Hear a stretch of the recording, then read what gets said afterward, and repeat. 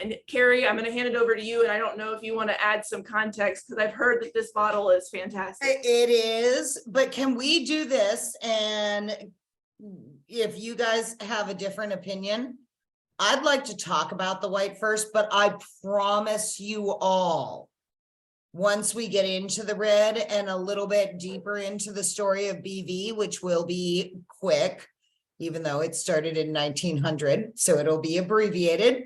I would love to talk about that after, but I promise you, very, very rarely do you get 100-point wine and named #1 wine of the year, and that is in the world. Wow. So I strongly encourage you to ask questions. And do questions count for me, Casey, or just for you They guys? do. Yep. All right. All evening. Perfect. So I can make mine. I have 10 minutes per wine. And I don't know how flexible you guys are, but you guys jump in, ask me questions. I will answer them and I will flex and roll as it goes. All right. This is wine. This is fun. So the first wine most of you have, and I understand that due to shipping constraints, some of you do not all have the same wine. If there are any questions specifically about the wine you have, please put them in the chat so that it counts as one of your questions for the raffle. But then we'll get, myself and Mimi will take care of those for you as well after, if you guys don't mind sending those over to us. But really the first wine that you have is in front of me now is the Beaulieu, and it's Beaulieu Vineyard, or you can just say BV, whichever way you want. This is our 2021 Sauvignon Blanc. A lot of people in Napa Valley make Sauvignon Blanc. Not many people make it like this. And this is the style I like. Not to say the other style isn't good. This is grown in Rutherford. So for those of you who are drinking it, when you smell, you can smell fruit and flower, right? And Sam, is that what you're having? Because I can see your face. Yes, I know. It seems like I'll be Okay. your second today, so I'll There be you your go. backup. So one of the things is this does not have, oh yeah, the salami, by the way, Rick, good call. But this is literally grown in Rutherford. As you're moving north in our valley, you get hotter and drier. It's only 30 miles long. It's not huge, but there are microclimates that at certain points in the year are 50 degrees in those 30 miles. On average, we say a degree a mile, be it up or down. So when you are smelling this, that's my happy place. And by the way, for those of you, we may have some wine connoisseurs and some new people. There are some important things about wine, and the 3 most important words you need: yummy, yucky, and meh. And that's it, because it's all about what you like and what you can have a phenomenal wine, and it's not your bailiwick. And that's it. It is very nice. So go ahead and take a sip. See, that's my happy face. So this one in particular, rather than a very grassy, citrusy New Zealand style, you're going to get a lot more of that tropical fruit without residual sugar. It doesn't mean it's a sweet wine. It is not a sweet wine. There is not residual sugar in there. And I do encourage you all, because everyone's palate is different, try it with the different cheeses. I personally do as well, Rick. New Zealand style is a little too grassy for me, but they're still beautiful. But again, that's just what everyone likes. But try it with the different cheeses, Because I can tell you which cheese I think would go best with this. But you may completely disagree, so I don't want to put something in your head. But I will give you a suggestion on two things that go phenomenal with this, especially with Sunday around the corner. Many people may or may not be having brunch. Ceviche. Does anyone do ceviche? Ooh. Okay. Mm. So Ty, when you're done, when you're done cooking, if you will, or buying, whichever, get a little fresh mango and cut it up in there. It literally, it opens this wine. It's amazing because you do get that essence of mango in there, that tropical fruit. That is wonderful. For those of you who are not really willing to cook fish in acid, we'll go with that. Deviled eggs, super easy to make, right? Go to a good fishmonger. Get some sushi grade ahi tuna, little bit on top of a deviled egg, tiny sprinkle of pink Himalayan sea salt. With this wine, and brunch is served. I think I'm taking notes right now, unless anyone else is too. And there is, now here is the other thing I want to point out about Sauvignon Blanc. The thing, well, let me grab the bottle, which you're not going to be able to see with my background, but I'll put it right in front of my face. The wonderful thing about the, and yes, this was in the fridge, so it's sweating a little, I'm sorry.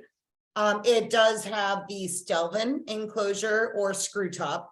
We have to make words fancy because you can't say screw top. Not meant to age, right? So it doesn't need a cork. It's not meant to age. It is meant to be consumed. And the other thing is, in the United States, I know we have a lot of participants from Canada. I'm not sure about Canada. I'm pretty sure it's the same. Most people drink their white wines too warm, and I'm sorry, too cold, and their red wines too warm. So, but here's the thing with Sauvignon Blanc. It's what you like. So when it's 115 degrees in St. Helena, I put it in the fridge. I pour a small pour. I put it back in the fridge because it's warming up right away. And with red wines, they're always in a wine fridge, but if it's out too long, I'll always pop it back in. I'm sorry, I just saw Peter's. Yeah, we call that mulled wine, Peter, by the way, and we put some spices in it. But no, it's all about how you like it. And that is the thing that I think makes wine unapproachable to people. They think there's a right and a wrong, and there is. If you're doing it the way you don't enjoy it, you're doing it wrong. If you're doing it the way you enjoy it, you're doing it correctly. So. That's a message I can get behind. There you go. You'll even let your wife hear that one, Ty, right? That's right. All right, any questions before we jump in to the next part of the presentation? I have only seen little bits of the chat pop up. I'm sorry, I don't know if there's a question in there. I think right now it sums up that everyone's just really excited to be having this glass of wine. Wonderful. And also, I think I've seen a lot of people enjoying the recommendations of pairings, which I can also agree with. Yeah, good. My favorite cheese with the Sauvignon Blanc. Again, I want you to try all of them. There's not exactly one on the list that is my favorite. Sauvignon Blanc being light and crisp isn't as much of a cheese kind of wine.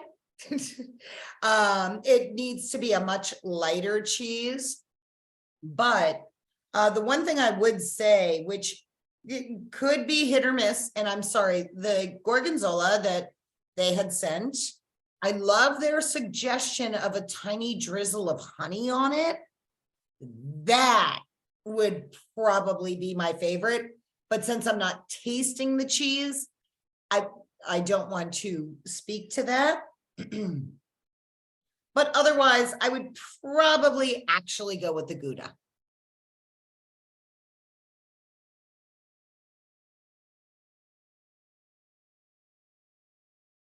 Anything else? We do have a question on a good alternative for a cork opener. A good alternative for what is the question for a cork opener? I'm sorry, I don't see that. An alternative for opening up a bottle of wine without one. Oh, yeah, you know what? There are several. It depends on what you plan on doing with it. First of all, with this one, you're probably going to drink it within a few days, right? So the screw top is great. Just put the cap right back on. And let's say, two secrets, first of all, let's say you forget for a few days and half the bottle's gone and you still want to do it. No, this is being recorded. I will deny, even though it's on record. You take the bottle and you shake it. Literally that vigorously. It will bring it back to life for another glass. It's not going to bring it back to life for a week. But really for opening a bottle of wine, you want a Coravin. And again, it depends. If you're looking at going into your cellar and just getting a tiny pour of a wine to test something out, you want a true Coravin with the needle. Coravin now has a pivot, which is only $99, I think. Granted, you still have to buy the argon gas, which is expensive. The shoe wall combo. Yeah, that does not work. But with the pivot, you take the cork out, you immediately put a new stopper in that is very, very specific. It has a bladder in it. Then you put the Coravin in when you want to pour a glass. And the nice thing about the pivots is it is push to pour. So rather than the old ones that put in X amount of argon gas, no matter how much wine you want out, you know.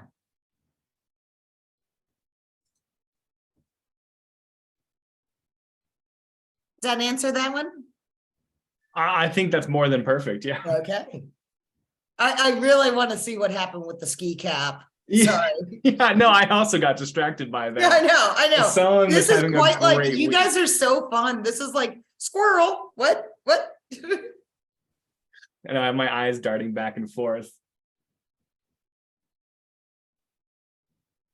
All right, are we ready to hop into the first piece of content with Hudu? I'm all set over here. It You're all sounds set? like we got a pretty solid yes as well in the chat. So I appreciate that. Perfect. I will put you guys on mute, turn my camera off for a second. And I forgot to let my German Shepherd out, who is going to bark any second when someone walks by. I'm going to go do that, but I'll be right back. We'll stall for you. I promise. No, you don't need to stall. I'll be right back.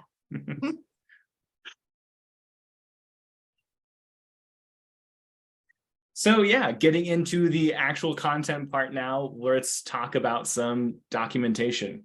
Now, I'm going to be talking about some things and best practices in general. This is not specific to Hudu. This is really something that we just want to be universally applicable. And so part of that is just building that foundation, starting off with removing the decision-making, making it easy to document, treating documentation as a living, breathing organism, and creating a documentation structure. So if we can go on to the next one real quick, we're going to be talking about additional other items and break it down further. So when it's talking about how to make it easy, how to document, what to document, and where to document are incredibly important. And as we bring more clarity to those items, we can make it a whole lot easier. So now let's break down the how to document part. So when it comes to the how to document, we're going to be talking about the important and critical details. It's okay to iterate, build on, but get those necessary details early and as soon as possible. There is such a thing as too much documentation, but we want to try to identify the difference between too little and too much. So find those critical details, make sure that they're easy to point out, and make sure that you're highlighting those well. And then we get to the next part of revisit and keep improving. Just because you write it down once does not mean that it's finished and done with. We do have to come back to this information, make sure that it's updated, that we're coming back, adding those additional details. Don't store everything in your head. It's beneficial for everyone to make sure that when a new detail comes up or new context, record it.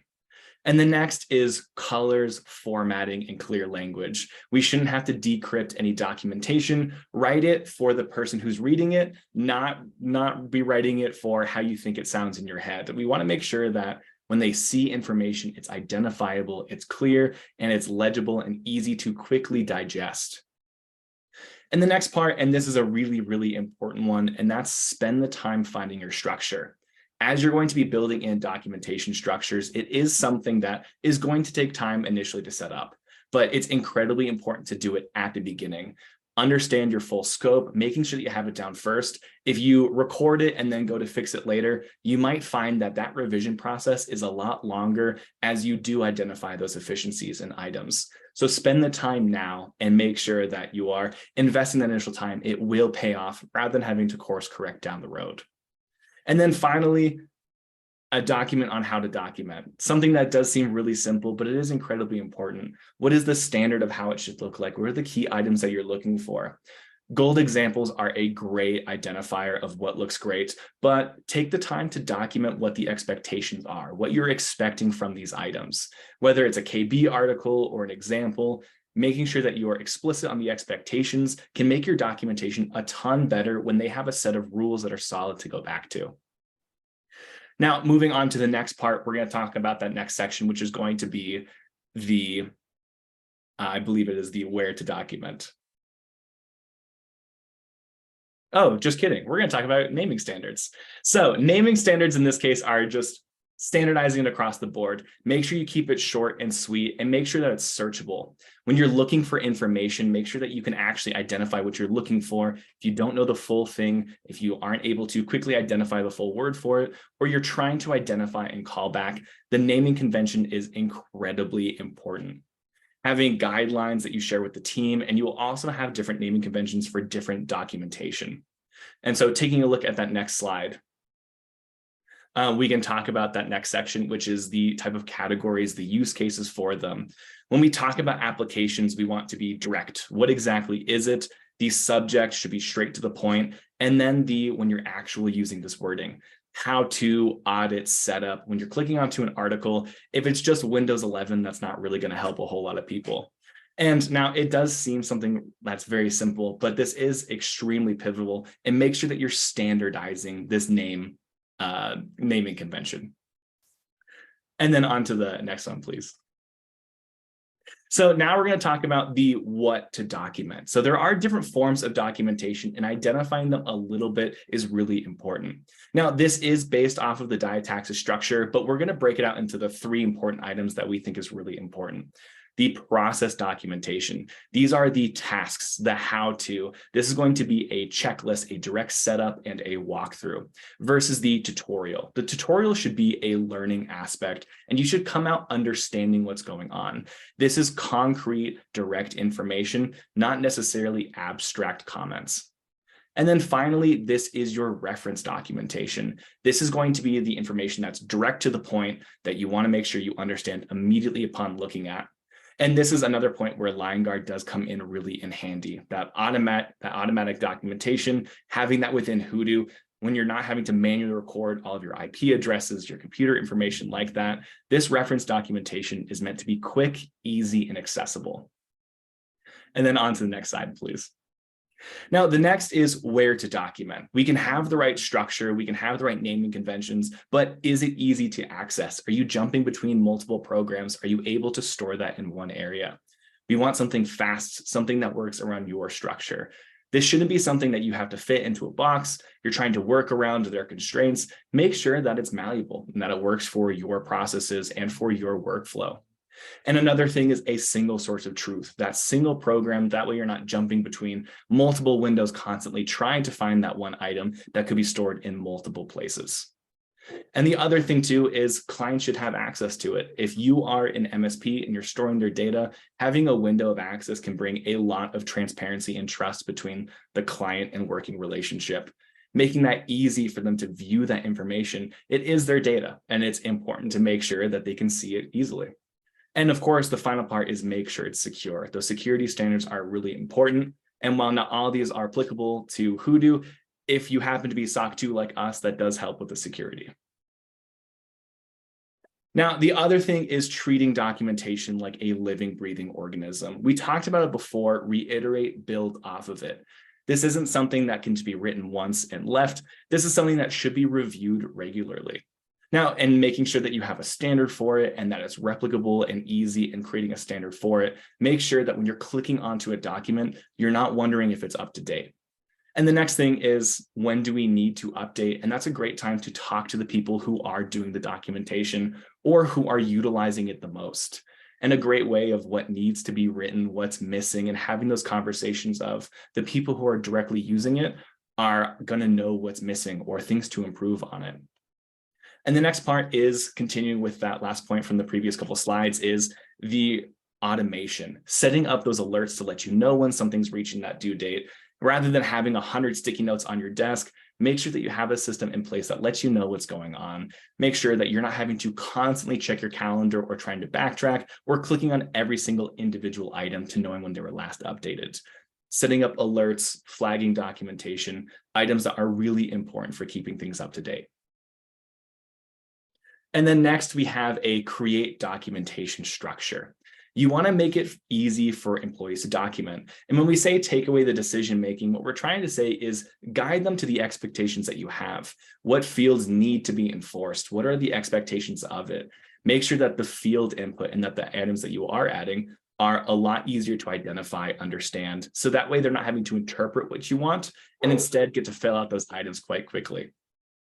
And then the other part too is have a lead for a larger organization who focuses on documentation. It can be a full-time job, especially with the more items you stack and you add on top of. And it's really important to make sure that someone's the head of that. When they're directing it and organizing it, rather than leaving the individual to keep up with it, a leader can set an example to continue what those needs are.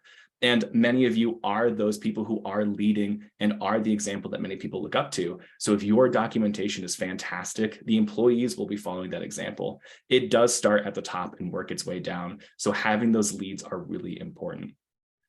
Gamification, if you have to, of course. This is one of the things that we recommend right off the bat. Building that culture is really important to make it natural, but sometimes gamification just works better, and that's totally fine. And as always, make sure they have time to document. It's very easy to get caught up in items, and we don't want the documentation debt, not quite like technical debt, but it is harder to remember those quick pieces of information that were really important.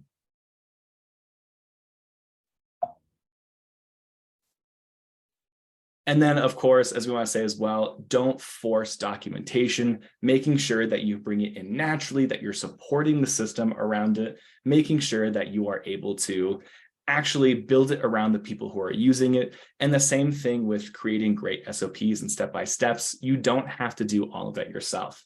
There might be team members that you have who are incredible at what they do. Make sure that you're talking to them. How do they do it well? How can this process be translated to someone who might be user, and how can we break that down? And now this last one might sound a little harsh, but you are not promotable until you're replaceable. And what that means is if you have a great developer, a great technician, and they're fantastic at what they do, but they don't have the record keeping to have someone else take that step, they can't really move on to that leadership role or that next step where they are incredibly important, where they already have the information. So if you're recording documentation, you're writing it well, you're in a better spot to move forward because the next person who steps in doesn't have to start from ground zero. They have all the groundwork laid out for them.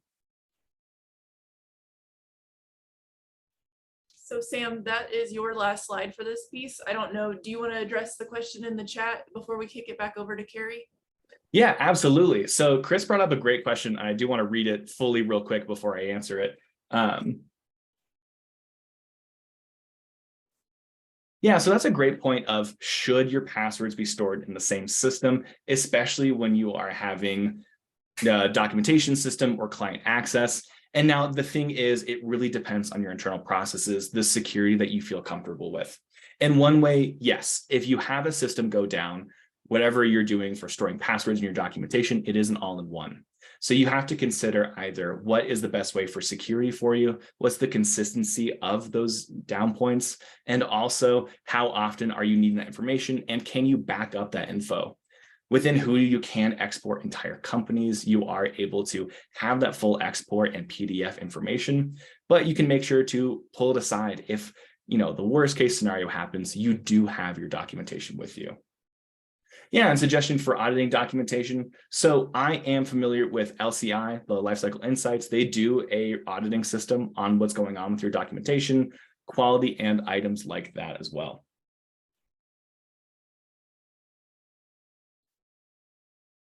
Yes, and I think the other thing too that Peter brings up is convenience. Security is incredibly important, but so is that lost time when you're jumping back and forth. It really does come down to the individual, and that's the best thing about a malleable platform is you get to control how you use it, and you're not forced into using every single feature. And within Hudu, you get everything right off the bat, and you get to customize what you do and don't need. So the other thing too is convenience, that single source of truth, the accessible data and relationships.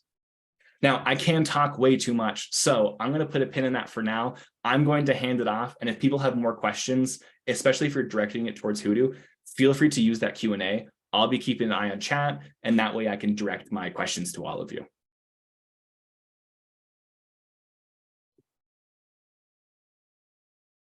Okay, I think we're ready for some more wine then. I Yes. love my job. I also like your job. Yeah.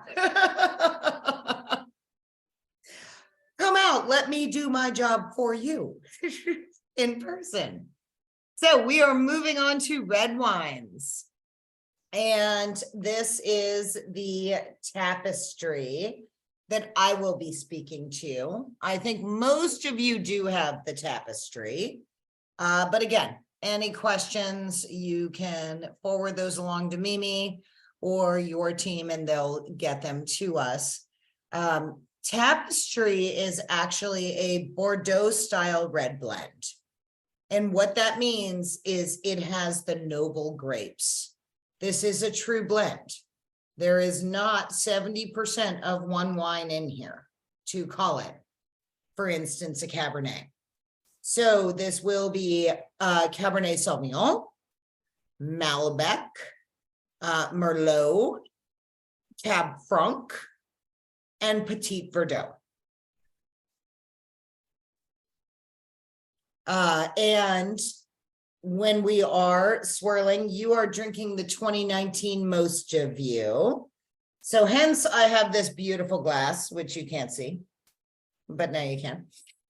This is actually a proprietary glass developed by Trevor Durling, our wine master, and George Riedel with Riedel Glass. It is meant for young, big, bold wines. And the whole point is, and Sam, can you hold up your glass? Because you had a nice big glass too. So you want a big, did a light well, pour. you didn't pour a lot in it. I meant the actual glass itself. So you want, when you're talking about, now not library wines, that would be a small glass, but you want a big glass because you want it to breathe. You want to be able to aerate. And by the way, you can call it swirling. You can call it volatilizing the esters. It is not snobby unless you want it to be. And if you want it to be snobby, put your pinky out when you do it. Am I doing it right over here? Yeah, there you go. Wonderful. So, but this beautiful, beautiful wine, first of all, very approachable, but will age. It's not going to age for 40 years, but it will age. The other thing I love about tapestry, you need to understand that there are wines that go with food and there are those that don't. This is neither. It goes with anything. You can drink it now. or you can save it. One thing I love about Tapestry is with that price point, if I am going to a party and I know I'm leaving work, and I'm not leaving a Saturday until 7:30 at night, I'm going to a party where, one, I may not know what food they're serving. It's a crowd pleaser. Two, I may not know how much people have already had. So it is a very economical wine as well. And you can find it. Well, I think all of you can find it locally, quite frankly, because that is. But go ahead and when we are smelling this wine, the one thing you do want to do, especially with red wines, especially like this, it is a Bordeaux, it's a blend. There's a lot in there. All those grapes I mentioned are noble grapes for a reason. They all have their own characteristic, right? So when you're smelling, take your time. And, you know, there are people who do this instantaneously. That's worse than the pinky out, Sam, by the way. So you want to take your time. You want to kind of get to know it, because almost everything you get from wine is from your nose. So if you have a sinus infection, do not drink wine. It is just, and from in the decanter, yes, that's why we call this a decanter on a stem, by the way. And it should go in the decanter then. But if you're sticking your nose right in there, you're not going to get much of the bouquet. So you really want to be able to smell it all. So you smell all around the glass too, and you smell a few times, because there's primary and secondary aromas. And when you're smelling, a quick smell will give you something. When you smell more, it's going to give you more. And trying to describe what you are smelling is impossible, because it's all about what you remember. So even olfactory nerves, literally, they use them in memory centers to bring you back to something. Two of my favorite things with this, I grew up, does anyone know where Youngstown, Ohio is? Good. It's outside of Cleveland, but it's awful. But it was a great place to grow up. But their blueberries are really itty bitty, just wild blueberries.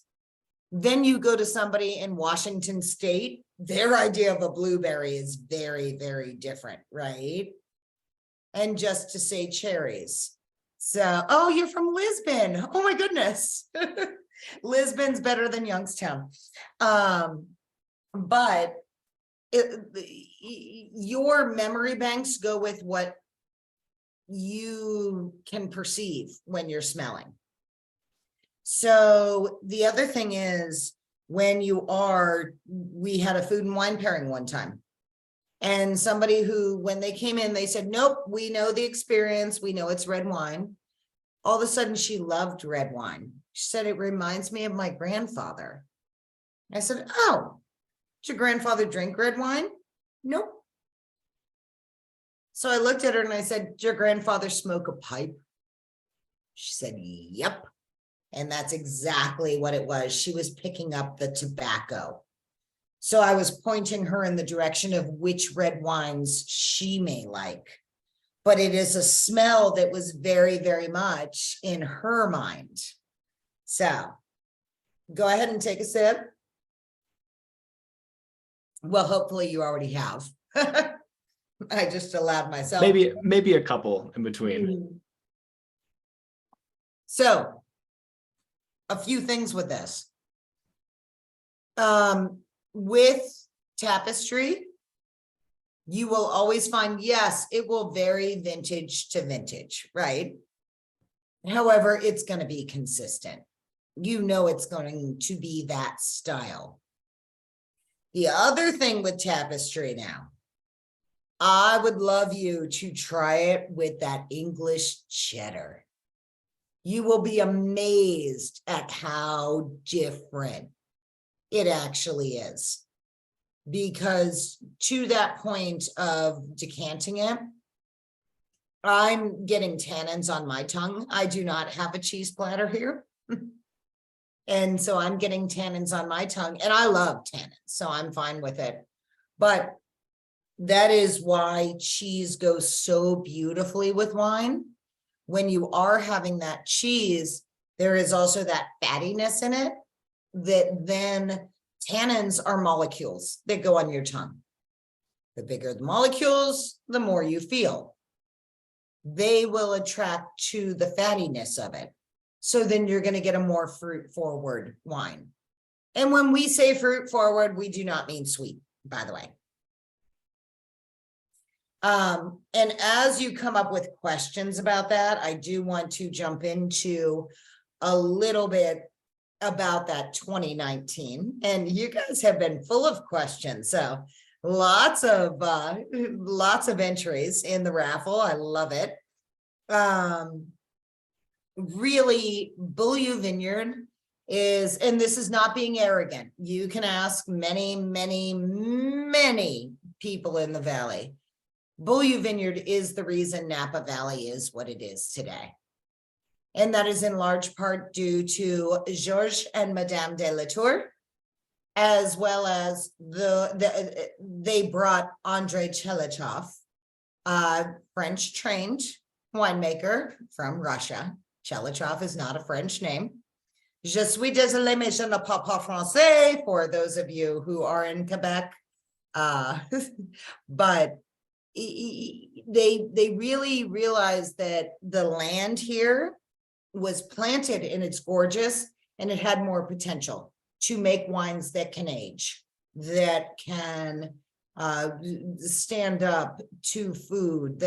So Georges de la Tour Private Reserve, the very first one that was served at the White House at state dinners, because they were not embarrassed to serve it to the French, quite frankly.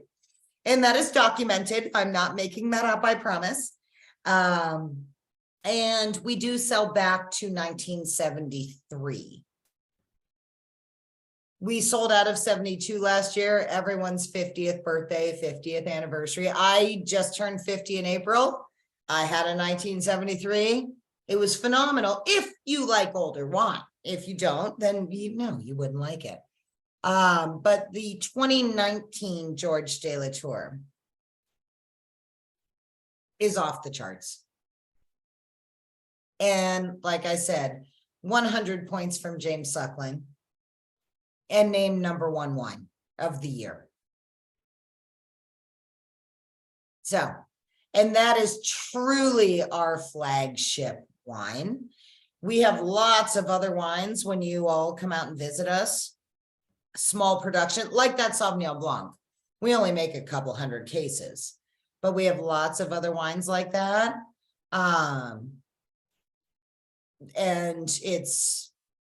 I will tell you, just so you know, the 2020, I'm sorry, squirrel moment. The 2020 that will be coming out, gorgeous. Small production, but gorgeous.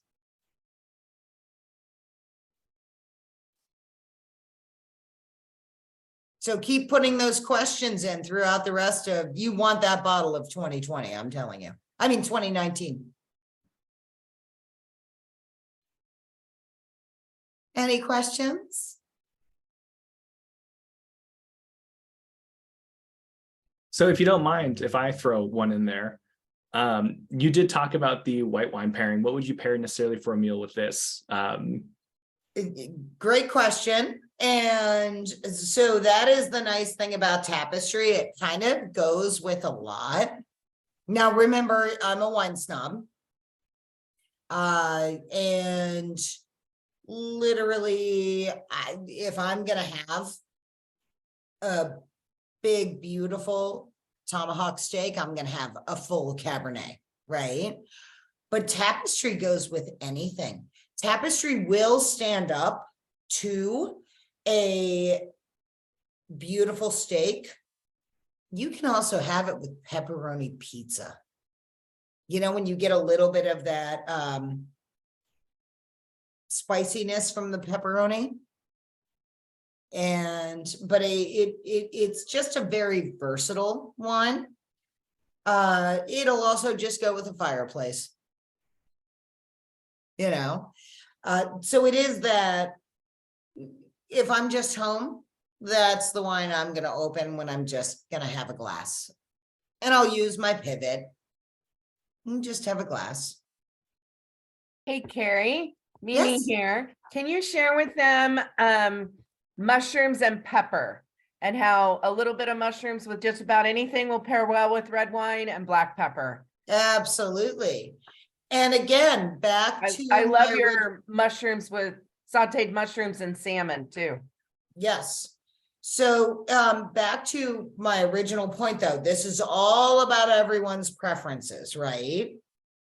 So when you are talking wine tasting, when you're smelling, you smell everything. You only have 5 taste buds. That's it. Sweet, sour, salty, umami. Wait, sweet, sour, salty, umami. It's savory. So that's all you have. So when you're pairing things, the taste is all on your tongue, and the taste of wine from your mouth, the true taste, is more tactile. And so do me a favor real quick. I know you'll look silly, but none of you are on camera. I am. I'll do it. I want you to plug your nose and Join take you. a sip of the wine. And keep it plugged till you swallow.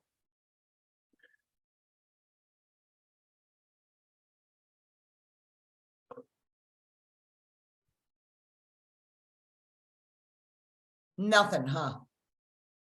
I will say that was a little bit weirder than I was expecting. It's a lot of acid, there's like nothing in there. Because it comes from your nose. I feel like I got everything the second I opened my nose up too. Yeah. So to Mimi's point, when you're talking mushrooms, and I apologize, I always say a cab and a slab, but I think I make sauteed mushrooms at least 5 days a week. Yeah, we grill out a lot here. So with those mushrooms, because you are getting that umami, and it depends on the wine you're having, a little drizzle of some balsamic when you're doing it, you're getting that, plus you're getting the earthiness. And when you're talking a red wine, especially North Valley, anywhere from Yountville North, you're gonna get beautiful earthiness in the smell of it, and the mushrooms just bring that out. And part of it is science, part of it is psychological. When you're smelling mushrooms, you know they're earthy. So you all of a sudden start putting that together and you start pulling other things out. One of the other things somebody even asked me, there's a lot of beautiful, beautiful, big, bold Cabernets.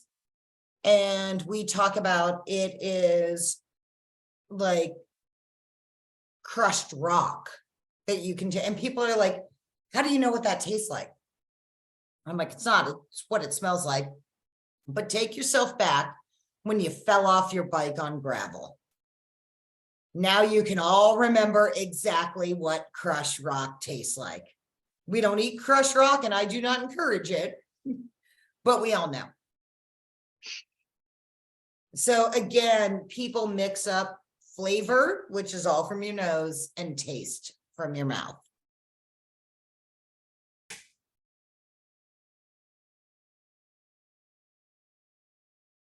Anything else I missed? Any more questions for Carrie? There was one in chat, and I believe they were just asking how long has BV been making tapestry?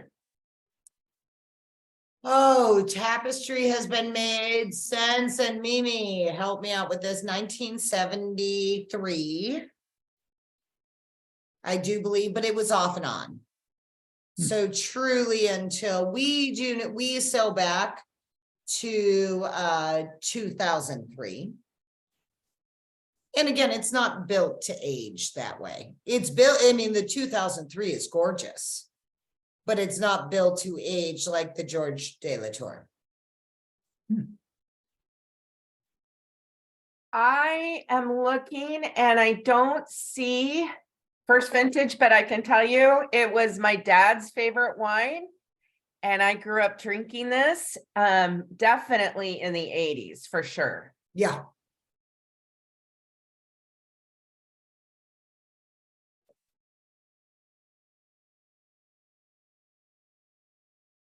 And I know you guys have to get back to your meeting. What is Hudu? Yeah, so Hudu Because I is, want to know what wine documentation and how I can help you document wine in Hudu. and I was coming up with a reply as that as well. I told them I'm already reaching out to our developers at this moment. But no, Hudu is a documentation platform. We store info, passwords, client data. You know, in this case, if you have direct sellers for your vineyard, you might record the things that they might typically buy, their typical inventory that they often have, how often they purchase, who their primary contact is, kind of things like that, making sure that's easy and accessible as possible. Okay. But So the any wine other documentation questions feature. before I let you all get back to business and continue drinking? Does anyone have a favorite cheese with either wine? Can I just ask?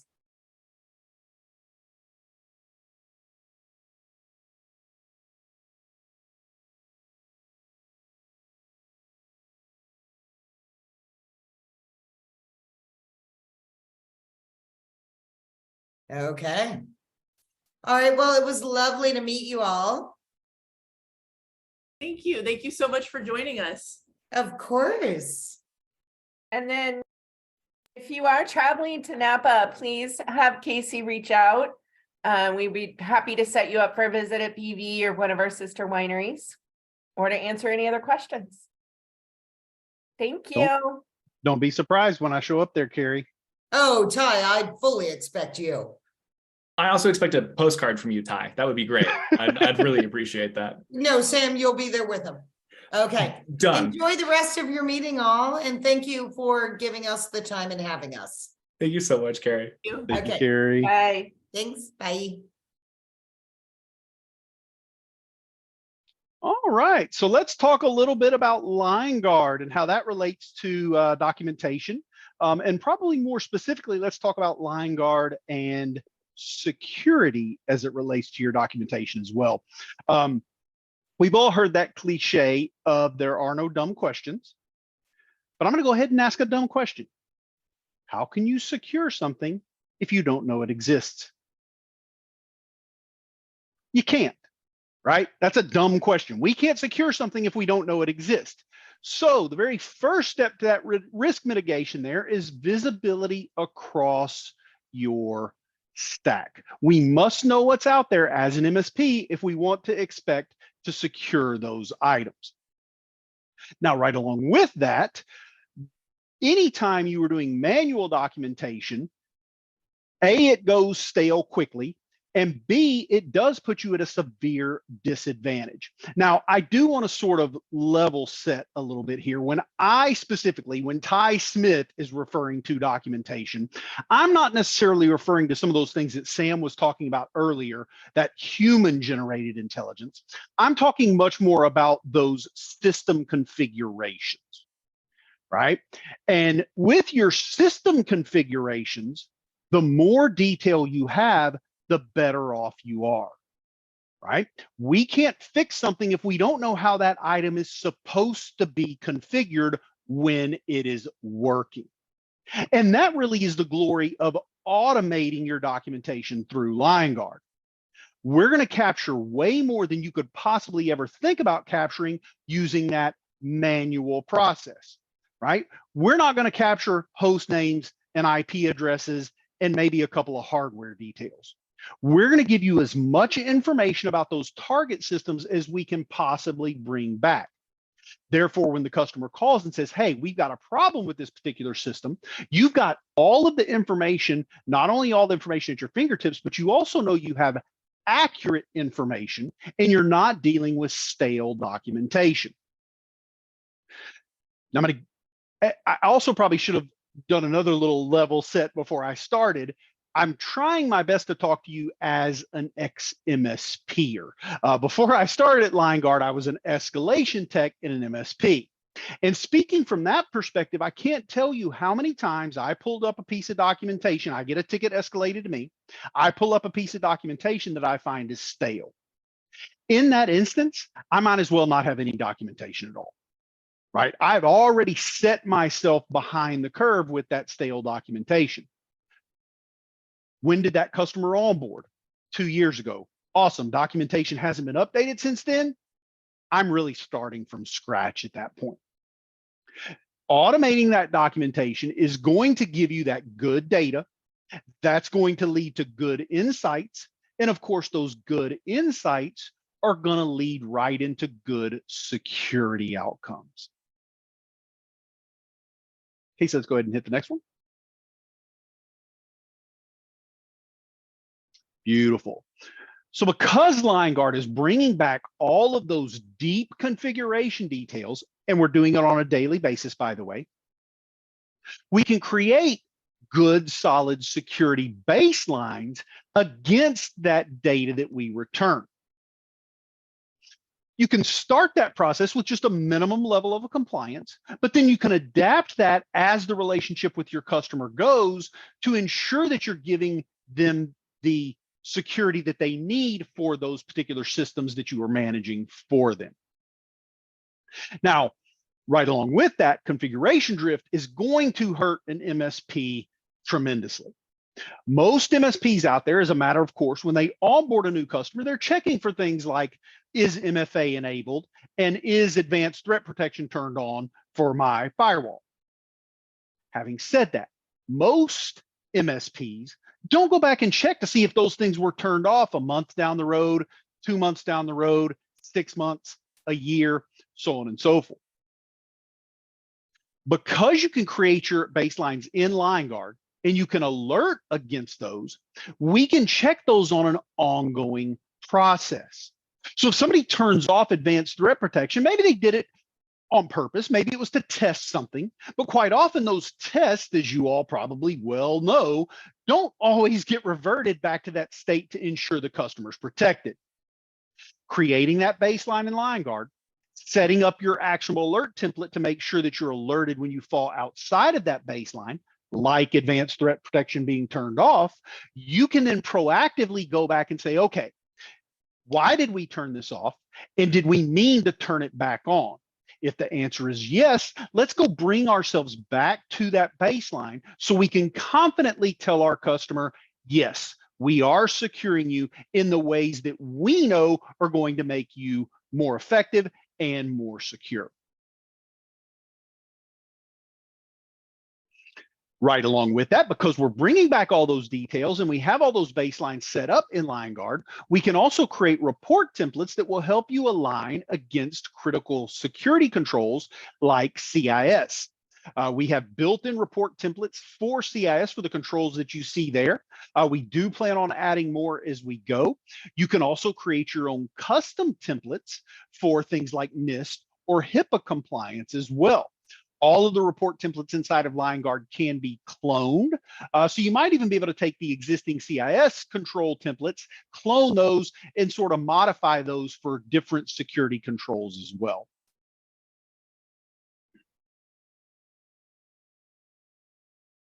Awesome.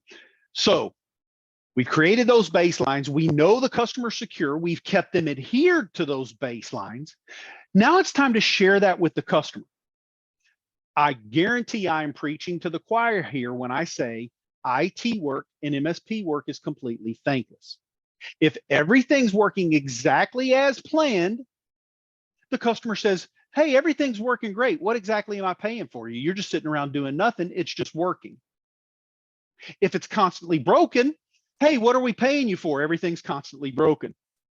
Either way, you get the question constantly of what are we paying you for, whether things are perfect or whether they're constantly crashing. We can help that with Liongard and show those wins by educating the customer. Hey, look, here's the baseline that we are ensuring daily that you're adhering to. And here are those critical security templates that we are ensuring that we're adhering you to through the entire duration of your contract with that customer.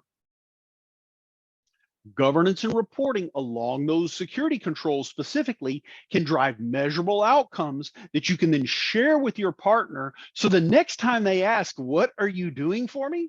You have an answer locked, loaded, ready to go that you can prove you are doing to help that customer. Any questions there before we actually hop into the platforms?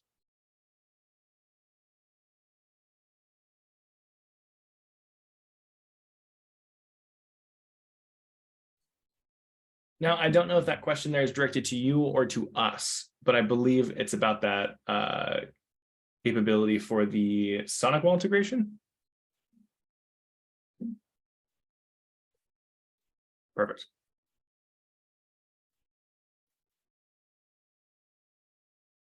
Absolutely. So one of the awesome things about Liongard is completely customizable.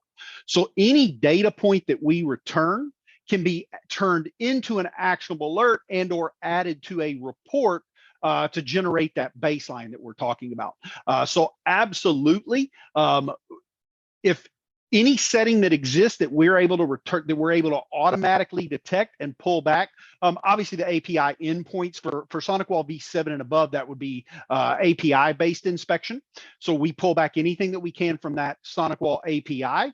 Any one of those data points can absolutely be turned into an actionable alert or a report as well.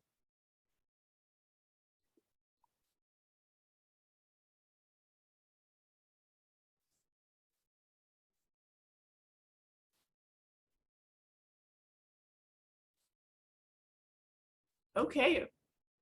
Ready to hop into the platforms? Yes, we do have a couple questions if we want to answer them right now, or if you want to direct those directly to them while we talk about the platforms, whatever we think is the best use of time right now.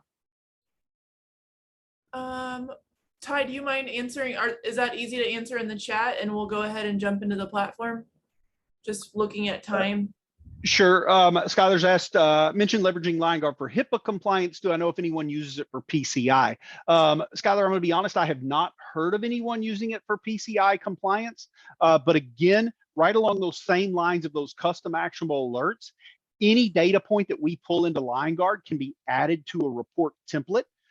Those report templates can be run either on your from information from your last inspection or even in the past. So you could go and say, hey, I want to know what all of my data points were 6 months ago for a particular system or device. So while I haven't heard of anyone using it for PCI, I certainly can't imagine any reason why you couldn't. Again, with those custom metrics, really anything is possible inside of Liongard. If we're pulling the data back, we can bring it to where specifically you need it to exist.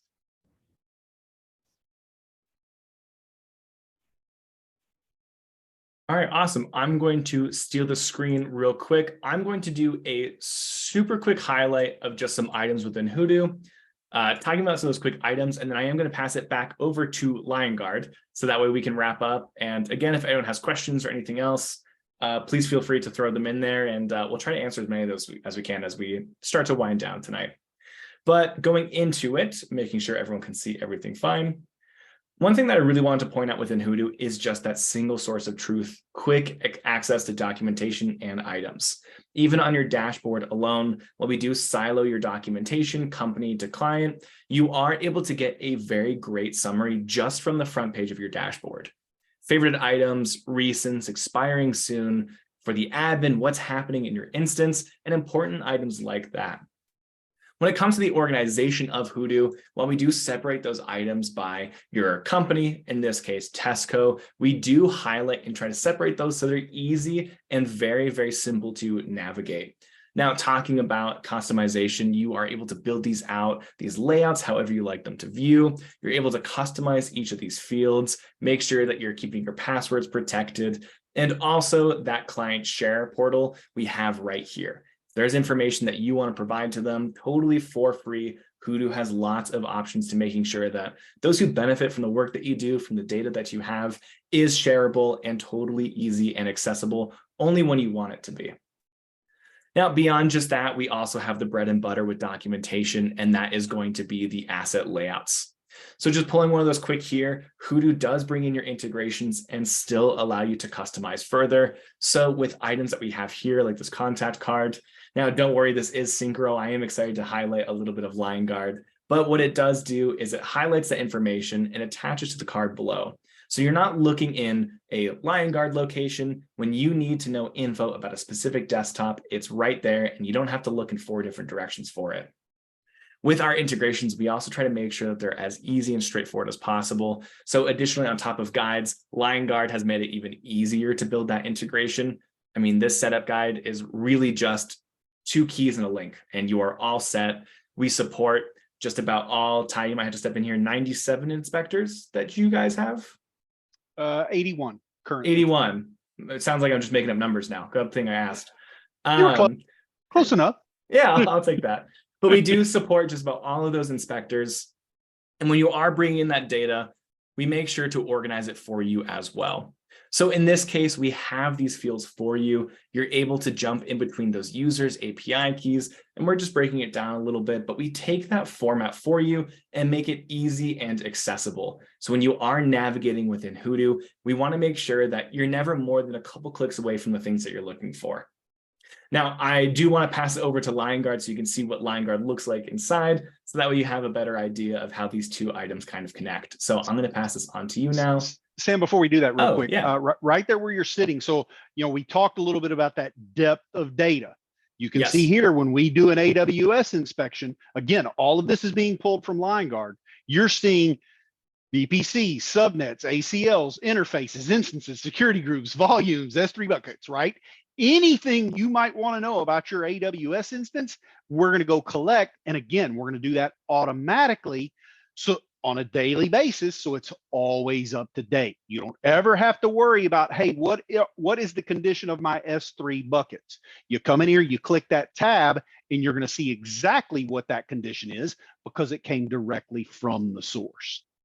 And on top of that as well, Hudu does sync automatically every 3 hours. If you want your reports even sooner, we got a little button up here to make that easy so you can refresh whenever you need to, and that will just bring in the most recent data. Now, are we ready to take over, or is there anything else that we want to talk about before we hop platforms? I'm ready, as long as we don't have any questions. That's all right. I'll keep an eye on the chat. Okay. I'll give control back to you and I'll answer what I can. Perfect. Outstanding. So I'm going to land us here on our Liongard dashboard. Now, I don't want to spend too much time here. Obviously, we can set you all up with a demo if you're interested in Liongard to go into some of those finer details. But I did want to just talk quickly. We do have our dashboard here that shows us the total environments. That's simply your customers that you're doing business with. We have 256 systems rolled out across those customers.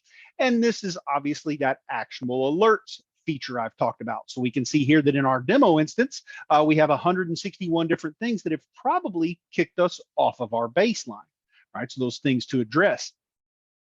I'm going to go ahead and click into here to Contoso Nation, everyone's favorite test environment. And you can easily see that we actually will even bubble up the changes that have been detected, completely configurable, completely customizable, right? And this is key when that customer calls in and says, hey, this broke. We know that things don't just break. They break because something changed, whether that be a hardware failure or a configuration change. We can configure Liongard to bubble those changes up to the surface. So when a customer calls in and says, hey, this is broken, I can come in, click and see the exact things that have changed across all of the different system inspectors that we've rolled out. Right, so I can see here, looks like our DNS-A records changed. Looks like a whole bunch were removed and a couple were added. I could also see that we've had admins in Active Directory that have changed their password within the last day. Right, so this changes tab can give us some of those insight to things that have changed, so it can essentially speed up that troubleshooting process in trying to determine, okay, where did we go astray here? Show you really quickly our actionable alerts. Again, those actionable alerts are all customizable. You'll see here the create rule button, but I do want to quickly sort this by Liongard. You will see that we have 432 pre-built actionable alerts. All right, so anything you can turn on here, set you against that baseline. If your Microsoft 365 directory sync didn't happen within the last 24 hours, we can alert you. All right, so all of those things to make sure that you stay where you need to be to ensure that your customers are being properly secured. And again, talking about those report templates, I'm going to go ahead and we'll sort this by Liongard, and then I'm going to go ahead and sort this again by CIS. We will see here, at a click, we can do asset inventory against control 1.1, account management against 5.1 through 5.5, email security against control 9.5, software inventory against 2.1, and Windows patching against 7.4 and 7.5. But just to show you how quick and easy this is, let's go ahead and generate an email security report, just for webinar. So we'll call this whatever we want. I want to do this against all of my environments that are deployed. I simply hit the generate button and boom. I now have a report that shows me the situation for my SPF records. Does my DMARC exist on my domain? Was it found on the domain? And the same with the SPF. And again, I've done that with a matter of, what was that, 4 or 5 clicks total? I've done that across my entire customer base. So I can very confidently go tell my customer, we are monitoring these things for you, and we're doing it on a regular basis to ensure that you stay secure. So super powerful stuff there. As I mentioned, you can change that inspection date as well. So if we wanted to do this, maybe we wanted to do this report for 3 months ago. We hit the button, data rewinds to how it was 3 months ago, which is going to come incredibly handy when your cybersecurity insurance auditor shows up and you're looking to get insured for cybersecurity purposes. Liongard can make that happen. We can show you not just what you currently sit at, but what you sat at 6 months ago, 12 months ago, all the way up to 18 months ago in the past. And because I know that we are insanely over time, I'm going to go ahead and wrap that up. If we have any questions, of course, please fire them my direction.